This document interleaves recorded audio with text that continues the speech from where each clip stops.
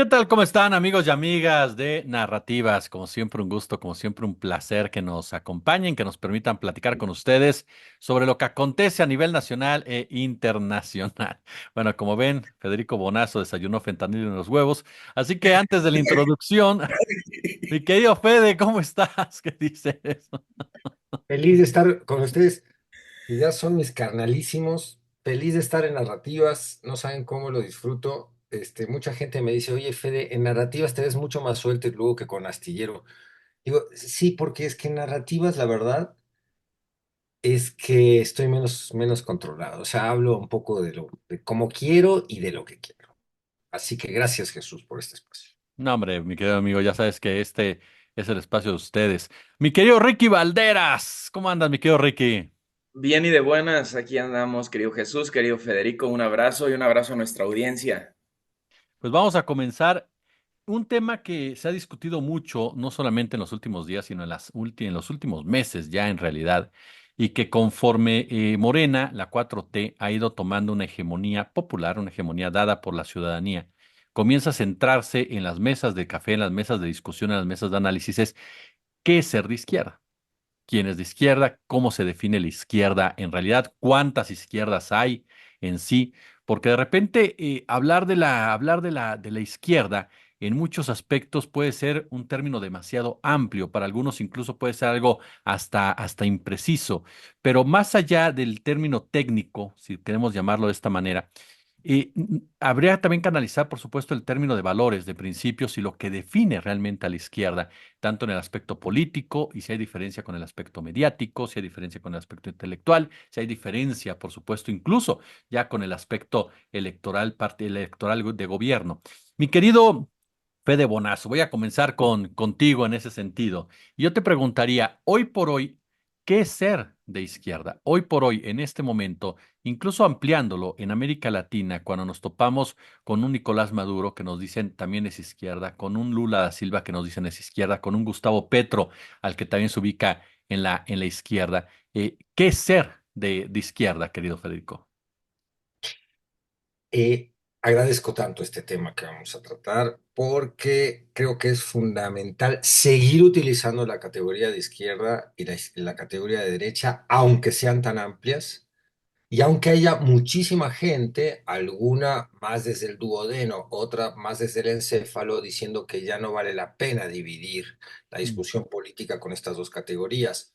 Los que lo hacen desde el duodeno lo hacen porque les conviene que no se divida de esa manera, que no se zanje una línea entre lo que sería un programa de izquierda y uno de derecha, porque obedecen a una estrategia política en la cual cuando se disuelven las identidades y las ideologías, ellos pueden medrar económicamente, políticamente, etcétera, y abonan a una idea que a mí me parece nefasta, que cunde también en el nihilismo de nuestros tiempos, que es el todomismismo. Es decir, pensar, perdón, tengo que apagar aquí el teléfono que me está estorbando.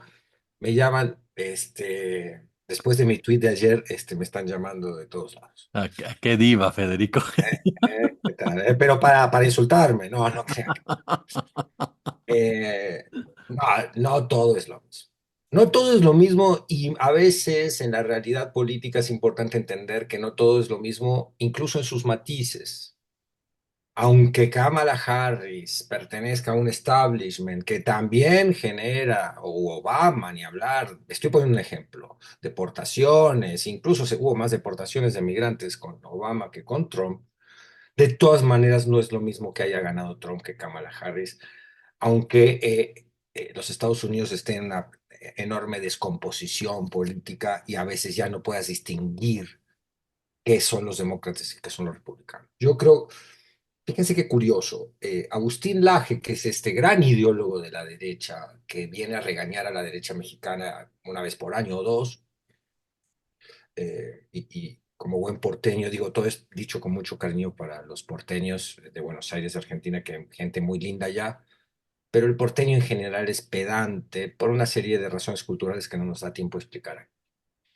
Agustín Laje es un ejemplo clarísimo de porteño pedante que viene a México tapándose la nariz a veces, pero a regañar al PAN, igual que viene la Cayetana Álvarez a regañar a la derecha mexicana, diciéndole ustedes no son verdaderamente de derecha. Y ellos han entendido, y en Argentina lo han entendido muy bien porque ganaron la batalla cultural. En México la batalla cultural la ganó López Obrador, la izquierda y todo el movimiento, pero en Argentina pasó lo contrario. Han entendido muy bien que esas categorías son fundamentales para distinguirnos en política, para generar la barrera del ellos y el nosotros. Y por supuesto, los seres humanos somos un abanico de cosas entre polos extremos que en realidad casi nunca existen y estamos como a la mitad todos. Lamento darles una noticia desagradable, queridas amigas y amigos de narrativas. Todos somos de alguna manera robalos, porque nadie está en el polo absoluto de nada.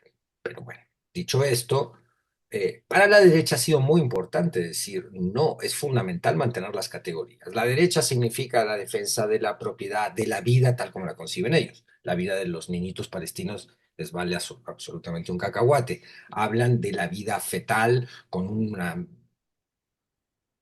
reconocimiento y otorgándole un carácter sagrado y después no les importa que haya niños que se mueren de hambre o que sean masacrados por aquellos presidentes o partidos políticos o líderes a los que les terminan haciendo la veña como a Netanyahu, a Trump, etcétera. La derecha defiende el interés de grupo y no el interés colectivo, la derecha defiende el egoísmo y el individualismo. La izquierda defiende la justicia en todos sus ámbitos, la justicia sobre todo social. La izquierda que nace en la Revolución Francesa defiende los derechos. La derecha es antiderechos, la izquierda es pro derechos.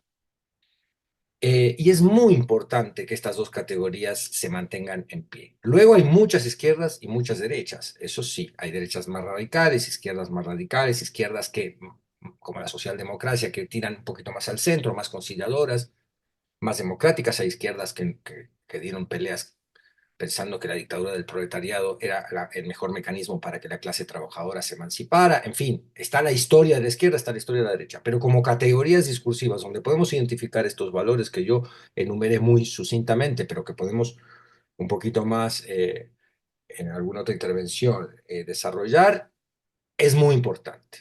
De un lado está la empatía, de un lado está la idea de un mundo solidario, donde no haya ciudadanos de primera y de segunda, y de otro lado está el egoísmo, el individualismo y la idea de clase, es decir, la idea de que algunos pertenecen a una clase superior, ya sea racial, económica, de élite, intelectual, y que se sienten muy cómodos y les gusta mucho. La izquierda es, por tanto, o debería ser, porque la izquierda es más utópica que la derecha, porque quizás la izquierda propone mejorarnos mucho como seres humanos y la derecha abona muy rápidamente en nuestros egoísmos naturales. Entonces, la izquierda a veces es mucho más difícil de conquistar, lo decía el comandante Castro. Decía, el problema de la revolución es que hay que hacerla con personas, como diciendo, y el hombre nuevo del Che Guevara, esta utopía es mucho más difícil de alcanzar. Y la derecha se va a colar y va a reconquistar territorio porque va a prender muy rápidamente en el egoísmo natural que la mayoría de nosotros tenemos. La gente verdaderamente generosa, empática, compasiva, linda, por supuesto que sí que existe, pero a la hora de tener que elegir entre eso y uno mismo, en general, la gente escoge el bien personal. eh, Estoy hablando casi de una psicología de izquierda y derecha, no solo de una ideología. Eso a mí me interesa mucho siempre conversarlo. Entonces, creo que es fundamental. Así como la derecha considera fundamental que nos distingamos, yo creo que la izquierda debe comprender cuáles son los valores que la aglutinan. Y yo lo que siempre digo es, si nos une el valor democrático, el valor de la justicia social, el valor de que no queremos que haya ciudadanos de segunda, el valor de la emancipación de las clases subordinadas, el valor de la fraternidad, libertad, fraternidad, ¿no? Estaba en la Revolución Francesa también. Es decir, la fraternidad es un elemento muy importante. El valor del amor, finalmente, pero no el amor moralino, chafa, hipócrita, un amor que implique un verdadero cristianismo, es decir, querer al prójimo como a ti mismo, en fin, esos valores fundamentales son muy fáciles de enumerar y mucha gente dirá, sí, yo estoy de acuerdo, pero muy difíciles de llevar a la práctica en la conducta personal y mucho más en un proyecto político. Por eso sigue siendo muy importante para mí distinguir entre derecha e izquierda. Aquí dejo esta primera intervención. Querido Rick, te hago la siguiente pregunta. Se habla mucho que en la actualidad ya no es izquierda-derecha, que tenemos que centrarnos en nacionalistas y globalistas, que es otra postura geopolítica que se ha venido dando. ¿Esto es así o la izquierda y derecha se tienen que seguir manejando precisamente por la definición natural que antecede a cada una de las posturas y que deriva precisamente en el ejercicio como tal de ser globalista o de ser nacionalista? Una cosa no te emancipa de la otra desde mi perspectiva. Eh, voy, voy a hablar un poquito de antecedentes. El término de izquierda o derecha viene de la Asamblea Constituyente Francesa posterior a la Revolución Francesa, en donde en la derecha se sentaban quienes votaban a favor del rey por mantener una monarquía, es decir, hiperconcentración de recursos, el mandato divino, la Iglesia Católica, todos los valores de los que estaba hablando Federico se concentran en la figura del rey y es patriarcal, es machista, porque es el rey, no la reina, ¿no? La reina era un objeto del rey visto desde incluso la visión de Napoleón III, que fue el último rey de Francia. En la izquierda, en cambio, estaban las personas que estaban votando dictamen en contra de que se perpetuara la idea de la monarquía francesa. A partir de ahí empezamos a hablar de izquierdas y derechas. En el centro estaban los pequeños burgueses, ¿no? Los pequebús, quienes decían que, bueno, sí al rey, pero con limitaciones, ¿no? Y al final del día, pues era derecha light. Eh, Teniendo en cuenta que el concepto tiene estos antecedentes y pasando la Revolución Francesa, aparecen movimientos como la izquierda democrática, la izquierda revolucionaria, la socialdemocracia. Ya con la caída del muro de Berlín se desmitifica aquel estalinismo de izquierda revolucionaria malentendida, hablando de revoluciones permanentes y de violencia. Ambos polos de la discusión política hablaban de la gestión de recursos, es decir, la construcción de la idea del Estado a través de los recursos naturales y cómo se gestionan, ¿no? Los recursos naturales me refiero a la capacidad de explotarlos, es decir, la coordinación entre acumulación de capital y territorio. Toda esa discusión se abraza. Entonces, no podemos decir que eres de izquierda globalista, por ejemplo. ¿Por qué? Porque el globalismo implica la hipertransacción, la oferta y la demanda, las mismas conductas del capital, la concentración de recursos. Es decir, que sigue existiendo una monarquía en términos financieros, ya no en términos jurídicos. ¿Por qué? Porque la monarquía decidirá el destino de pueblos enteros, el destino de las aguas, de las montañas, de las poblaciones, si una comunidad existe o no existe. Todo es un tema de materia. Por eso Marx, Engels y Hegel hablaban de la materialidad de las cosas. No puedes hablar de un capitalismo sin pensar en sus consecuencias, por decirlo de alguna manera. Entonces, partiendo de esta idea, no, no es que se divida la discusión, es que aparecen nuevos términos con el fin de desaparecer la discusión de la izquierda y la derecha. Pero si estamos hablando de un socialismo demócrata, bueno, seguimos votando al final del día. Los recursos naturales siguen en el mercado. Las personas siguen cada vez teniendo menor movilidad social, menor capacidad de adquisición y menor construcción de la identidad a través de la subordinación a las identidades de consumo. Estoy hablando de algunos términos que me jalo de diferentes discursos de personas que he leído iniciando la charla. Yo voy a hacer mi comercial acá, ahí disculpen. Hay un librito bien bonito que a mí me gusta mucho por la facilidad con la que Badiou habla del marxismo para las personas que no quieren hablar de economía política, para las personas que no quieren hablar en términos estatistas, porque es aburrido, es cansado, está poco dialogado, entonces hay pocos textos que en términos simples te dicen qué es el marxismo, que es la gran filosofía de las izquierdas. Y a grandes rasgos, para Alain Badiou, el marxismo es una filosofía, no es un partido político, no es una práctica, es una filosofía. Y partiendo de esta bella idea, la filosofía puede haber música marxista, puede haber manera de convivir, porque es una ética también, de convivir con los tuyos de manera marxista.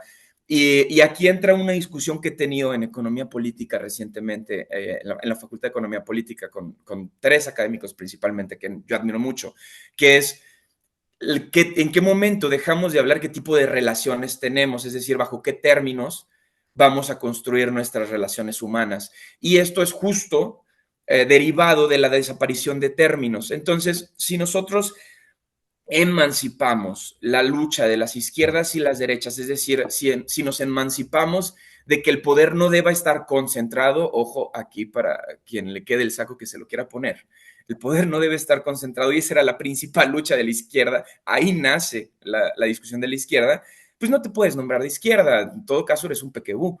Y como dice Federico Bonazo, todos tenemos un poquito de todo, todos somos todo, este también es un principio. Y aunque no nos guste discutirlo, dentro de la misma izquierda hay gente que se señala no ser de izquierda por no pertenecer ya sea a la izquierda revolucionaria, al leninismo, a cualquier corriente de la izquierda que en ese momento abrace. Hay muchos personajes, por ejemplo, Carlos Salinas de Gortari, el gran tecnócrata, se decía maoísta. Mm. El maoísmo era una corriente de izquierda que apelaba a que la revolución no iba a aparecer desde la base trabajadora, sino desde la base campesina.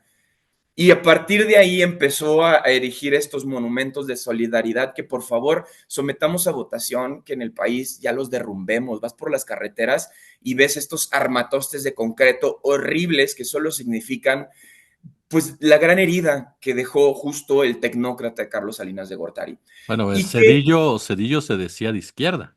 Cedillo se decía de O sea, al izquierda. ser egresado del Politécnico, él tenía una visión de izquierda de la tecnocracia, ¿no? Y todos ellos eran globalistas, todos ellos abrieron el camino al Tratado de Libre Comercio, todos ellos, y no es que esté bien o mal el Tratado de Libre Comercio, son los términos en los que se hizo. Actualmente una persona, por ejemplo, trabajadora de esta cafetería de La Sirena, por no decir marcas, gana 400 veces más que una persona que haga el mismo empleo en México. Entonces no solo eran globalistas, eran entreguistas. Y a eso se refiere el obradorismo con entreguismo, a eso hablan. Cuando la discusión se emancipa, es el mismo ejemplo que cuando la doctrina educativa en México empezó a hablar de bullying. Y en algunas discusiones yo les argumentaba, no, olvídense de estos anglicismos en la teoría académica latina, porque detrás de esta palabreja horrible, porque es horrible en términos de materialidad, se esconde la invisibilización de cosas concretas como la homofobia, el clasismo, la agresión, la violencia, un montón de cosas que se absorben en esta palabra y se deja de hablar de lo otro. Es decir, la teoría de la derecha se ha empeñado cientos de veces por desaparecernos. Muchas veces lo ha logrado, en la historia se ha dejado de hablar. Yo todavía crecí con las universidades diciendo que la izquierda y la derecha ya eran términos Ujú. anacrónicos, infuncionales o disfuncionales, dependiendo de qué tan facho era el profe. ¿No? Y esto es problemático porque cuando tú lo sientas y les dices, ok, hay un reparto equitativo de la riqueza, se respetan los derechos humanos, los territorios están en manos de quien los trabaja, porque este es un principio neomaoísta que aparece en México tras la Revolución Mexicana, en donde evidentemente se trabaja con las tierras a través de los movimientos campesinos y se recuperan. Lázaro Cárdenas la lleva a su máxima expresión con la construcción de los ejidos. Y puedo hablar horas y horas y horas porque soy un merolico, pero aquí me voy a callar. Ahorita que te escuchaba con mucha atención, querido Ricardo, esta semana incluso, bueno, en las últimas horas, se ha dado también esta discusión de recuperar ciertos temas que pueden parecer muy complicados, pero que son necesarios que la ciudadanía los entienda. Por ejemplo, el tema de la economía, el tema de las calificadoras, qué hacen las calificadoras, quiénes son las calificadoras, quiénes están detrás de las calificadoras, quién es el mercado. Y son temas que regularmente los expertos nos hacen ver como que son muy complicados y hay una razón de eso, que no te involucres para que se siga manipulando desde arriba lo que se te dice en un momento dado. Y esto lo llevo también, mi querido Fede, a una situación que se vive en la actualidad. Este año es el año en donde más elecciones ha habido en el mundo, donde más gente ha salido a votar en toda la historia del planeta. La izquierda fue derrotada en muchos lugares, tanto en Europa, que lo acabamos de ver en América del Norte, e incluso en el caso de América Latina, a tal grado, y lo hemos planteado en otras ocasiones, en donde se habla de que el caso Colombia, el caso Brasil, el caso México son anomalías en realidad de una actualidad más que una especie de en una especie de generalización. Yo aquí te preguntaría, ¿la izquierda como tal está en resistencia o se está reformulando ante estos hechos que se presentan y en donde vemos de repente en Estados Unidos en que aparece un tipo congresista burlándose de las mujeres y diciéndoles, será tu cuerpo, pero yo decido, porque hoy nosotros tenemos esa mayoría? No, la izquierda se está reformulando, está resistiendo. ¿Cómo se encuentra la izquierda ante este que parece ser un avance nuevamente de esa derecha, ahora por la vía popular? Creo que la izquierda siempre resiste porque es un proyecto mucho más ambicioso que el de la derecha y requiere un cambio cultural, no solo político.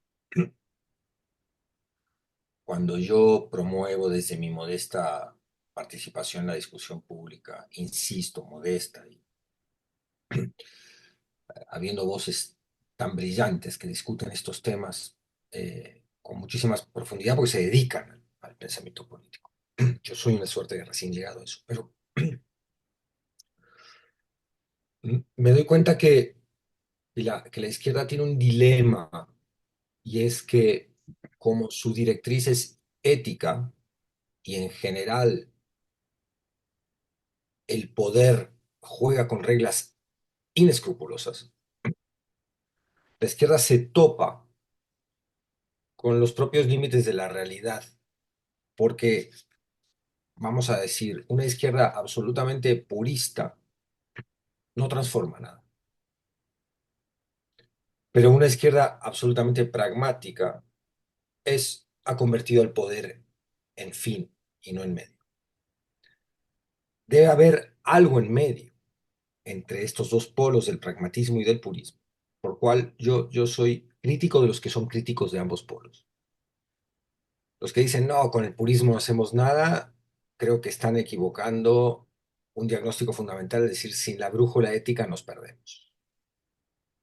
Y ahí tenemos varios ejemplos en Morena, uno de los cuales es, ¿verdad? No, no, no, no, por favor, yo lo No lo digo, voy a yo lo digo, mencionar, yo lo hoy no lo digo, voy a yo lo digo, mencionar el porque señor del ya, helicóptero. exacto. Dale, dale, dale, ¿Eh? con el palo. Bueno, y por otro lado, critico a los que critican al pragmatismo, porque sin una cuota de sentido práctico te quedas en la retórica, compadre. Entonces, tenemos que encontrar un punto medio o un punto que evalúe la fuerza de ambas posturas. Y eso es dificilísimo. Y el gran problema es que como la meta de la izquierda es moral, requiere un esfuerzo y un compromiso enorme de los militantes de izquierda. Y el 90% de las personas, se digan que tienen la bandera que se digan, van a caer seducidos por el poder. La enorme mayoría de los políticos son bichos del poder. Por eso están ahí, porque la política se trata de dirimir correlación de fuerzas y establecer territorios de poder. Y el poder es muy seductor y cambia la mente de las personas. Cualquier situación de poder sostenida en determinada cantidad de tiempo altera la psicología de la gente. Porque somos bichos esclavos del ego y de la vanidad. Eso es así. Muy poca gente, la hay por suerte, como para decir, habría un camino, tiene la grandeza espiritual de sustraerse del ego y decir, a ver, no, va primero la agenda y luego a mi ego. Yo creo, para poner ejemplos y que la gente no diga, Fede, aterriza tantito, estás allá en la nube de la abstracción, Creo que Claudia Sheinbaum es un ejemplo de eso. Quiero creer que Claudia Sheinbaum es un ejemplo de una persona que no está allí por el poder, que entiende las reglas del poder y es un animal político, porque la entiende. No llegas a la presidencia de un país como México si no es porque tienes muñeca política y por tanto sabes cuáles son las reglas del poder. Pero estoy seguro que es una mujer de convicciones antes que un personaje del poder únicamente por el poder. Eh, pero no puedo decir lo mismo de mucha gente que la rodea y de muchísima gente que hoy se viste de izquierda, pero trae una agenda de derecha.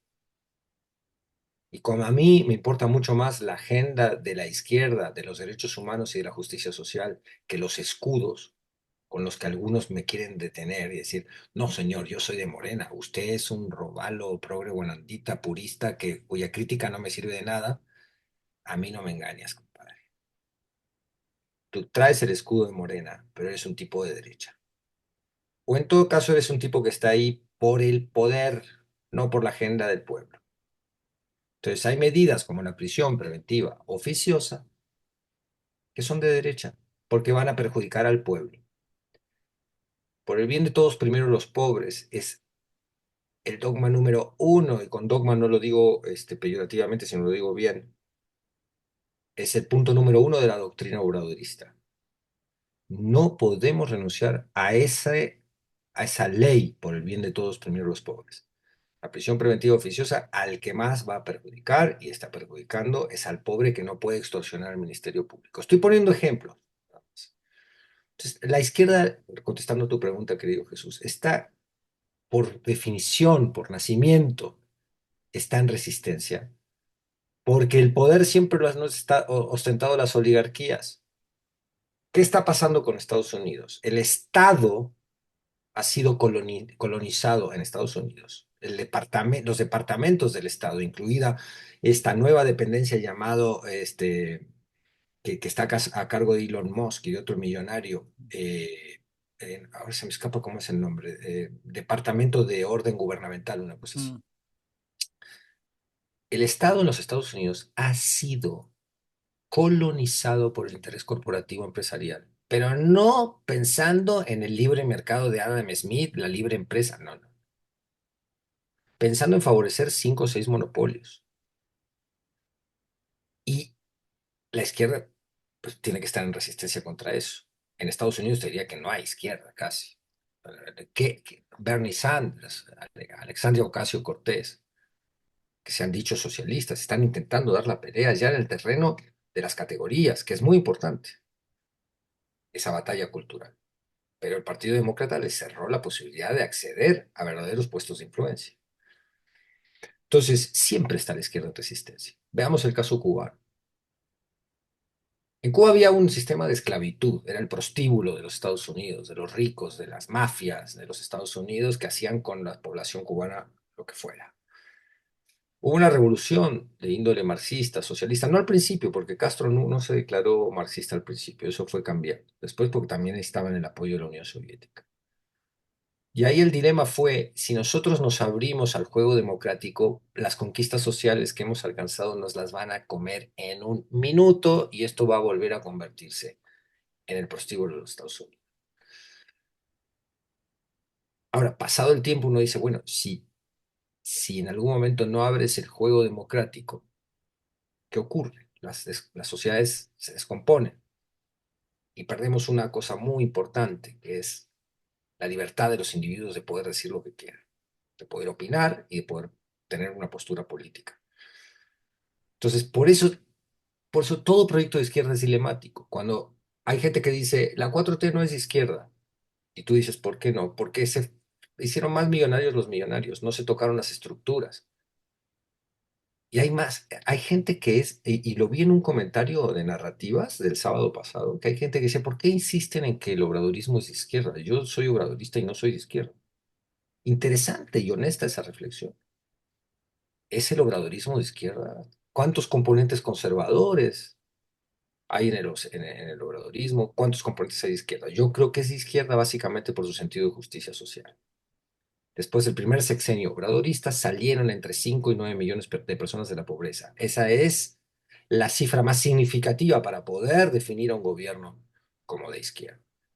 El kirchnerismo de Alberto Fernández se decía de izquierda y salió con más pobres de los que entró. Entonces ahí yo podría decir, aunque tú te digas de izquierda, no lo eres. Entonces es dilemático porque la izquierda tiene un programa moral, ético, y los seres humanos sucumben ante las tentaciones del poder que es inmoral por definición. Ahí se produce un gran choque y ahí vemos el verdadero carácter de nuestros líderes de izquierda. Ahí Martin Luther King ha sido una cosa, el Che Guevara con todo lo que se le puede criticar ha sido otra. Un tipo que dejó el poder, que dijo no al poder. Yo voy a hacer la revolución. Podía estar más o menos equivocado en lo político, en lo militar. Se le pueden hacer algunas críticas a Che Guevara y se le deben hacer. No hay que sacralizar a ninguna figura histórica, pero fue un tipo que dijo yo quiero cambiar el mundo para que todos seamos iguales y para eso dejo el poder. El zapatismo renunció al poder político tradicional como lo conocemos, porque el poder se mueve en todas las esferas de lo humano. Es decir, hay izquierdas que dicen que renuncian al poder, a la lucha por el poder, porque esa lucha termina tergiversándolas, adulterándolas y y muchas veces convirtiéndolas en aquello mismo que la izquierda se había dispuesto a combatir. Entonces, cuando la gente dice, no, pero bueno, sigamos lo que nos dicen nuestros líderes, creamos, en este momento no le hagamos el juego a la derecha, callemos, no digamos críticas, hay momentos para hacer críticas, ¿no? Para mucha de esa gente nunca es buen momento para hacer la crítica, siempre es inoportuna la crítica.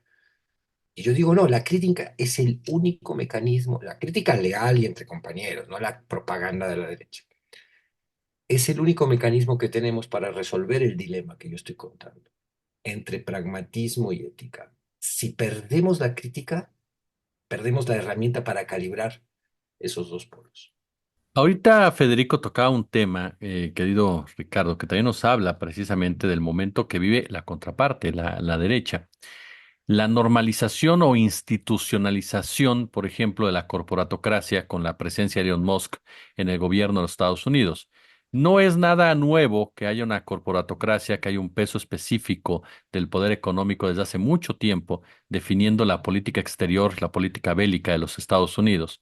Pero en este caso vemos a un multimillonario abiertamente ya tomando decisiones en donde el peso que va a tener no solamente es limpiar expedientes o ver cuántos robots pone en una oficina, sino que en realidad va a tener un peso específico en otras áreas que el propio Trump ha reconocido. Hay gente que te dice, Milei y Trump buscan dos senderos distintos porque Trump busca en un momento dado el aspecto nacionalista, Milei puso a la venta a Argentina, pero da la casualidad que lo que une estos dos personajes es la figura precisamente de Elon Musk. Y esto me lleva a la siguiente pregunta en materia de política exterior, ¿cómo la derecha puede comprar literalmente las embajadas? Lo vemos esta semana con Ken Salazar, un hombre que lanza críticas muy duras en contra de la anterior administración, poniéndose en un plan, hasta si quieres llamarlo así, de víctima, al decir no aceptaron nuestra ayuda, no aceptaron nuestra cooperación. No, 32 millonzotes de dólares no fue lo que quisieron aceptar por una cuestión ideológica, plantea el señor Ken Salazar. Esto marca precisamente, a final de cuentas, el tipo de personajes que llegan a las embajadas, que son lobistas muchas veces, y la relación que se tiene con gobiernos que se señalan de izquierda y no es una relación muchas veces que parecería más fácil de lo que es por lo que públicamente nos plantean. Mira, respondiendo a al señalamiento de Ken Salazar, nosotros quienes trabajamos en algún momento con el viejo equipo de Newsweek, teníamos un colega, teníamos porque falleció lamentablemente durante la pandemia, que se llama Julián Cardona. Era uno de los mejores periodistas para mí de este país, de los más reconocidos incluso, y su obra está resguardada en la Universidad del Paso, para quien quiera conocerla y ande por allá. Y él nunca quiso, y es una postura muy respetable, recibir dinero del Departamento de Estado. Y él ponía un ejemplo muy crudo, pero que con esto ayudas a entender, ¿no? Él decía, yo nunca voy a aceptar dinero del Departamento de Estado porque es el equivalente a que un criminal llegue, mate a tu familia y después te quiera regalar un candado.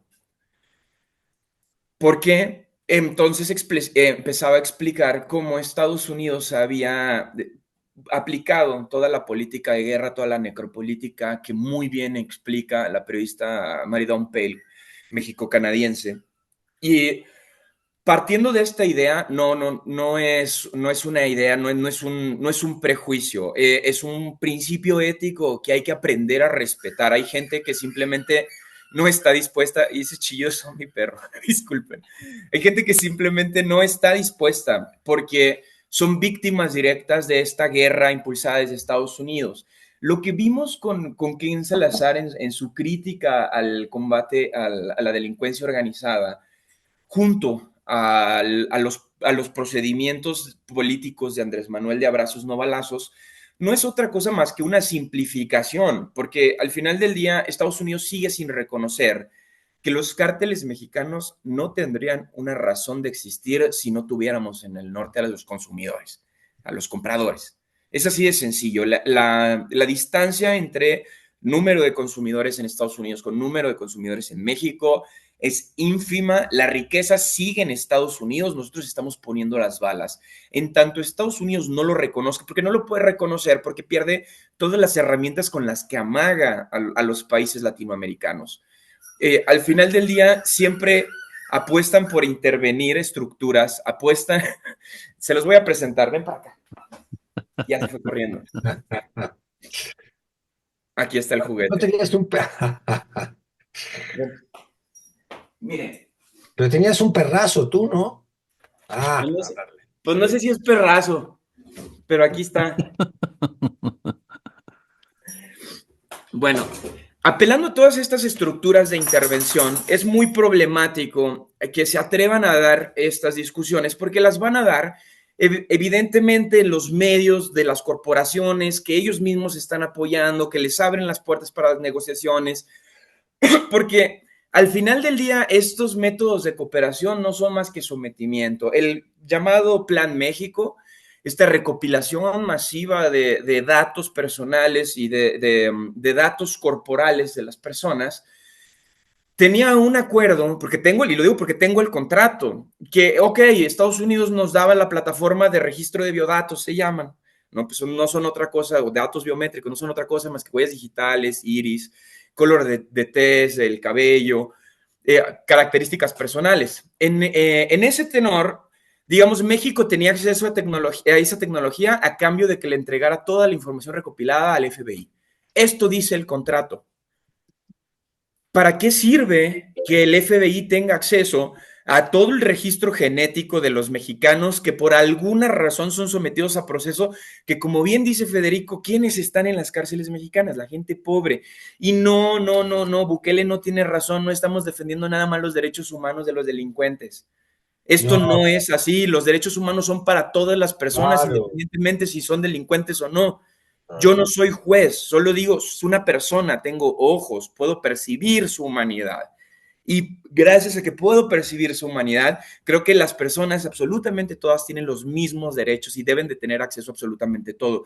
Quienes no, quienes apelan por el no, son quienes están simplemente construyendo su propio fascismo, su propia idea de la concentración de características, algo muy similar a lo que estaban intentando implementar en Asia, de que tienes un registro y entonces tú tienes como persona una calificación y dependiendo de tu calificación tienes acceso a los servicios básicos. Quienes no tienen buena calificación, quienes no tienen dinero. Al final del día son ciberfascismos estos. Toda la construcción de idea de una identidad cibernética no es otra cosa más que la aplicación 2.0 de la política monárquica que se estaba discutiendo en la Revolución Francesa. Es exacta, seguimos teniendo las mismas discusiones, por eso no podemos dejar de hablar de esto. Y por eso Ken Salazar va a impulsar cualquier tipo de proyecto que le permita mantener a sus monarquías, porque Estados Unidos tiene monarquías. Díganme quién se va a atrever a meterse con Larry Flynn. Absolutamente nadie, el güey es un monarca. Es un tipo al que no le importa invadir un país con tal de que de sus financiadoras tengan acceso a recursos. Ojo aquí, obradorismo. El Tren Maya tiene gran inversión de Larry Flynn. Y no podemos decirle maya a un proceso que despoja territorios de personas campesinas. Les están robando el nombre. Y esta discusión no la quieren tener todos estos farsantes de los que habla Federico, que traen una placa y que te ponen un paro moral cuando problematizas sobre algo que es real, tangible, la militarización. Con cuánta gente de Morena me he encontrado que defienden la militarización. Que si es militarización, hay militares en la calle, hay militares aplicando obra civil. Esto es militarización, punto. Y no la puedes defender desde la izquierda. Más honesto sería un comentario como el que gestionó Federico hace un momento. Yo soy de derecha, pero soy de Morena. Bueno, salgan del closet y que la comisión de ética de Morena los juzgue si pueden pertenecer. No puedes, no puedes adherirte a un movimiento por interés político. Yunes, cof, cof. Puedes, pero no es ético y es evidente que la gente lo va a ver y no puedes defender lo indefendible. Esta discusión la tuve con muchas personas. No puedes abrazar a los yunes y decir que fue por el bien mayor, porque al final del día, si ese bien mayor está impulsando una política que mete presas a personas pobres, pues el bien mayor de qué mayorías estamos hablando. No tienes, en este espacio no tienes una discusión sensata y nunca la van a tener frente a alguien que problematice, como Federico, como tú, porque tienen miedo a que se les derrumbe su idea de lo que pueden o no pueden hacer, de lo que pueden ser o no pueden ser. Es un poco la discusión que teníamos el programa pasado. La construcción de lo que dices, de lo que piensas, es igual a tu existencia. Y si lo atentas, estás atentando contra la existencia del otro. Pero es una existencia ideológica. Ellos se casaron con eso. Ahí es donde Federico usa excelsamente la palabra dogma. Ahí es en donde se volvió un dogma. En este punto, querido Fede, y lo mencionábamos en un momento dado, y entramos ya a esa etapa a final de cuentas. La izquierda como tal ya me mencionabas, siempre está en resistencia, siempre está en todo ello. Yo te preguntaba, ¿se reconfigura o no? La izquierda como tal puede sobrevivir a toda esta vorágine que está alrededor y sobre todo al capitalismo como se maneja el capitalismo. El mismo capitalismo que cambia de rostro en cada posibilidad. Es como el negocio, ¿no? Es como un negocio quiebra, le quitas, le pones otro letrerito y ahora se llama neoliberalismo.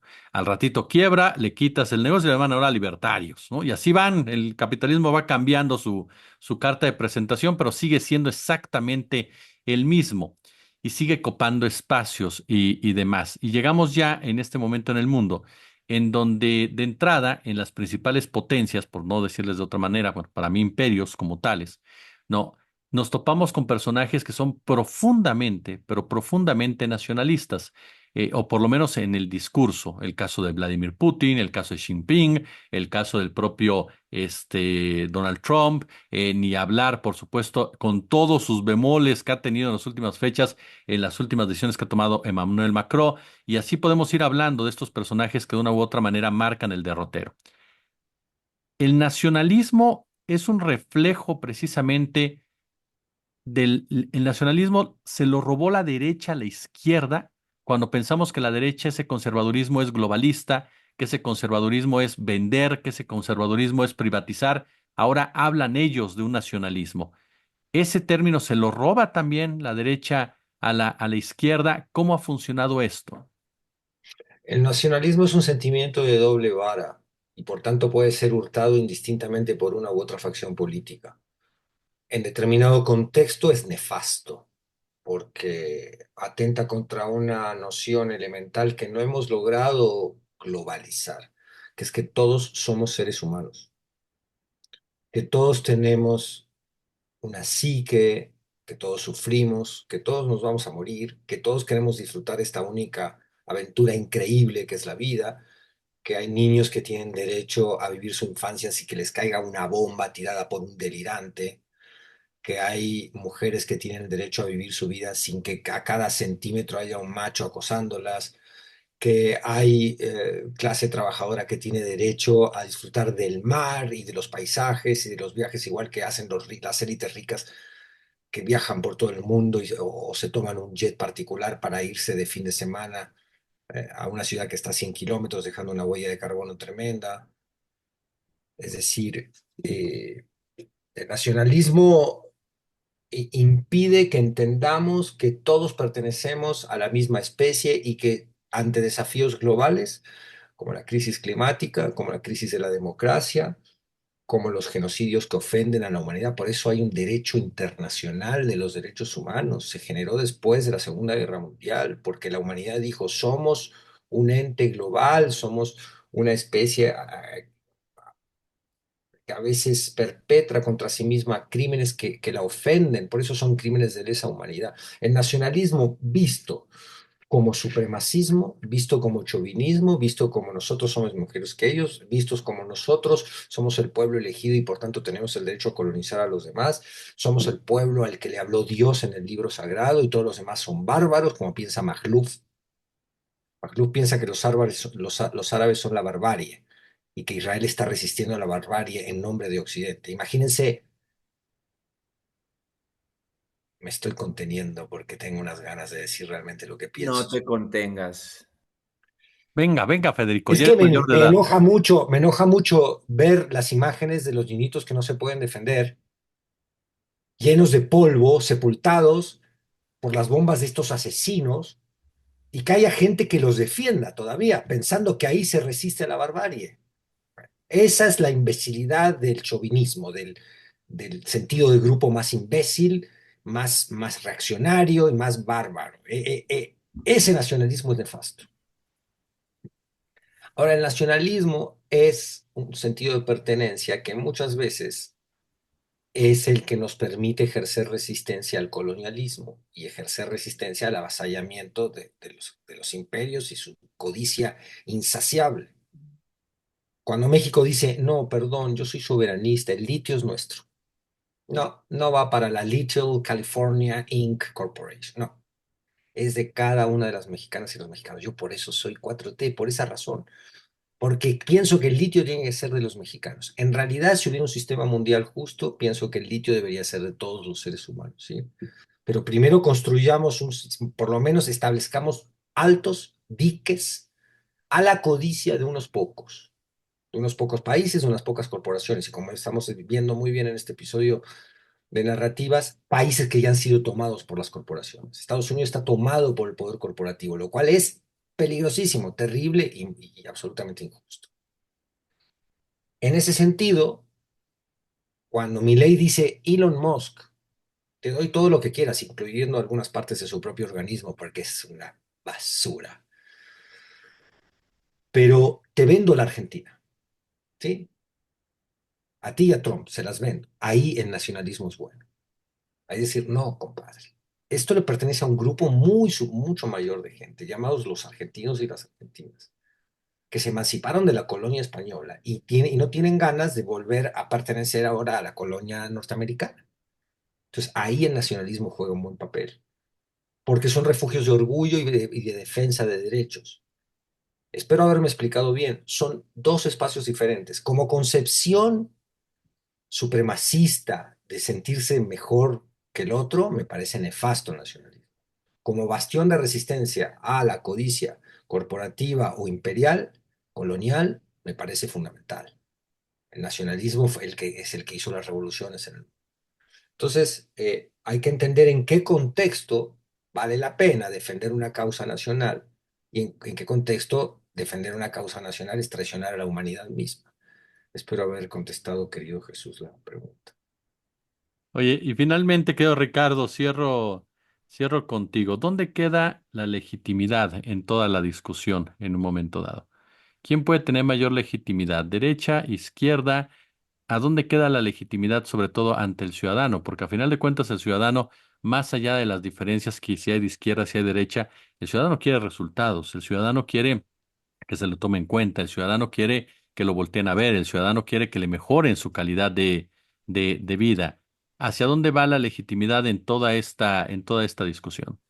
La respuesta me la diste tú. La Por lo legitimidad está en regular el le hago pueblo. eso con usted. La Ah, legitimidad está en el pueblo, amigo. No hay otra manera de medir esto. Y por más que un partido político quiera presentarse con una bandera identitaria, una categoría aspiracional, cualquier tipo de construcción que dentro de la axiología les dé esta aura de pureza, por más que le cambien el nombre a la izquierda y le llamen socialdemocracia o como quieran poner el mote, las únicas condiciones que te permiten acceder a la legitimidad es el pueblo. Y en ese sentido, por eso me parecía tan fascinante el obradorismo, porque es un movimiento que evidentemente aparece de los movimientos sociales, ¿no? Es un movimiento creado por movimientos, no quiere decir que por sí mismo sea un movimiento social, porque en cuanto se institucionaliza, pues está del otro lado de la bandera. Por ende ya no es ni revolucionario, ni comunitario, sino es el institucional, es quien va a regir lo otro. Sus banderas podrán estar habitando algunos espacios dentro de la construcción de nuevos movimientos urbanos, populares, socialistas, campesinos, ¿no? Sin embargo, ya son la institución y al ser la institución, justo respaldan su construcción, su existencia en la solidez, en el abanderamiento, en el acompañamiento que tengan del pueblo. Y no hay ninguna definición más práctica de democracia que esto. Es decir, para mí la pregunta no solo estaba ya respondida, sino es maravillosa, porque nos ayuda a entender para qué se llega a los partidos políticos desde los movimientos sociales. Tenemos un montón de fenómenos para hablar del caso, por ejemplo, Kumamoto, ¿no? Que terminó siendo una bandera más del PAN y después se brinca Morena porque el PAN no le cumplió y el PRI tampoco. Y desaparece Wikipolítica, ya no figura, ¿no? De hecho, su adhesión a Morena fue con la promesa de que iban a ganar Zapopan y les pusieron una patiza horrible porque dejaron de significar, de obtener esta legitimidad de la que hablas, simplemente porque dejan de abanderar lo que ellos dicen que abanderan. Y el ejemplo práctico y tangible y medible es el día que Pedro Kumamoto se postró en contra de la interrupción legal del embarazo. Ese día sepultó su carrera política. Hoy en día, ¿quién habla de Wikipolítica? Nadie sabe qué es ya, son totalmente irrelevantes. Morena los medios rescata en Jalisco, pero Jalisco lo pierden abrumadoramente. Y hoy en día, Morena perdió incluso esta mayoría legislativa que emerge de los votos generales debido a esto. En Jalisco ya no tienen mayoría en el legislativo porque dos diputados se separaron del partido justo al ver cómo llegaba gente como Pedro Kumamoto y la gente de Jalisco es muy chauvinista. Somos, dijo el otro. Y entonces no querían aceptar que un personaje como Pedro Kumamoto llegara a un movimiento con base popular, que estaba trabajando en las zonas más precarizadas del Estado, que trabajaba puerta a puerta, y Pedro Kumamoto fue la piedra en el zapato de Morena. Y así ocurrió en Chihuahua, y así ocurrió en Chiapas. La gente dejó de poner este voto de confianza una vez que se demostró que personajes como Monreal no funcionan en un partido que se dice de izquierda, que personajes como Pedro Kumamoto no funcionan en un partido que se dice de izquierda. Pasó con Lili Telles. Lili Telles llegó al poder por Morena, pero su propia explicación del ser, su propia existencia, le impedía abrazar las políticas humanitarias y sociales del partido Morena y terminó en la ultraderecha, encabezando prácticamente la ultraderecha. Es el personaje más visible de la ultraderecha partidista aplicativa, ¿no? No quiere decir que de la escena mundial ni de la escena mexicana, pero del trabajo legislativo es el personaje más visible porque rompe con la estructura lógica del partido con el que llega al poder y esto nos va a pasar con Yunes. Yunes va a ser un personaje sumamente relevante en el Congreso de Morena si de verdad es cierto lo que están diciendo y ya está afiliado a Morena, va a ser la Lili Telles de Morena. Ahí tiene usted, mi querido amigo y amiga de Narrativas, precisamente como cada semana le agradecemos su opinión, su punto de vista, usted sabe y lo hemos dicho en muchas ocasiones, que en este canal caben todos y lo que nos importa son las opiniones de todo mundo para ir interactuando, ir enriqueciéndonos e ir hacia adelante, porque lo que jamás se debe de anular, jamás es el pensamiento crítico y la dispersión de opiniones. Eso siempre se debe estar, la diversificación, perdón usted, de opiniones. Mi querido Federico Bonazo, como siempre un placer, como siempre un honor. El honor y el placer es mío, también agradecido con la audiencia. Querida audiencia, si ustedes supieran las cosas que conversamos antes de salir al aire, esos programas serían muchísimo más divertidos de los que finalmente ustedes ven. Celebro mucho la amistad creciente con ustedes, dos grandes cracks del periodismo, y agradezco todos los comentarios de la gente cuando ve el programa, incluso los que son críticos. Los celebro profundamente. Yo creo que estamos todos unidos por valores fundamentales y eso debería ser suficiente como para que contengamos a veces el impulso de caer en el odio. El odio es de la derecha, no nuestro. La crítica es nuestra y se vale decirnos entre compañeros, no estoy de acuerdo contigo, pero siempre con una lealtad a estos valores, queridas amigas y amigos, a la compasión, a la humanidad, al sentido del otro, que es la empatía, a las causas de la justicia social, a la solidaridad. Muy lindo sábado para todos. Mi querido Ricky Valderas, un abrazo muy fuerte para ti, tu cachorro. Ay, querido Federico, querido Jesús, les mando un abrazo. Muchas gracias por la paciencia. También les mando un abrazo, Jopencio, así se llama el niño. ¿Cómo? Jopencio, Ah, te entendí potencio, te iba a decir. no, Estos, Jopencio. estos Potencia, millennials y sus nombres vas a tener que progres. explicar de dónde sale ese nombre, querido. Ok, cuando llega a la casa lo iban a sacrificar porque ya es un perro rescatado, lo usaban para peleas callejeras y entonces el refugio no podía mantenerlo más días porque ya había matado a otros dos perritos y tenían que tenerlo en una caja solito. Y la chica que se acercó a mí me dijo, quiero que lo conozcas porque es muy buen perro.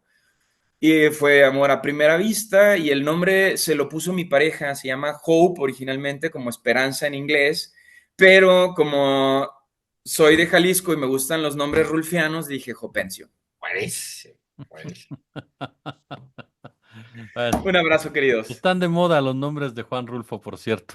Está de Este, moda Juan Rulfo por aquella serie. y los nombres de que están en la serie polulando por todos lados.